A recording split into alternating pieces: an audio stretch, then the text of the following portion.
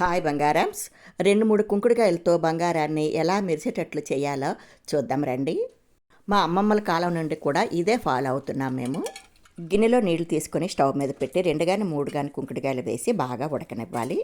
చల్లారిన తర్వాత కుంకుడుకాయలను పిసికి బాగా నురగవచ్చాక స్మూత్గా ఉన్న టూత్ బ్రష్ని తీసుకొని కుంకుడు రసంలో ముంచుతూ అన్ని వస్తువుల్ని క్లీన్ చేసుకోవాలి.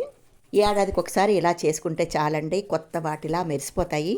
మనం వాడకపోయినా బ్యాంక్ లాకర్లో ఉన్నా కూడా నల్లబడిపోతాయి. అన్నీ ఇలా క్లీన్ చేసుకున్న తర్వాత 2-3 సార్లు మంచినీళ్ళలో ముంచి కడిగి ఒక బౌల్లోకి వాటర్ పోసి అందులో చిటికెడు పసుపు వేసి ఆ పసుపు నీటిలో అన్ని వస్తువులు ముంచాలండి.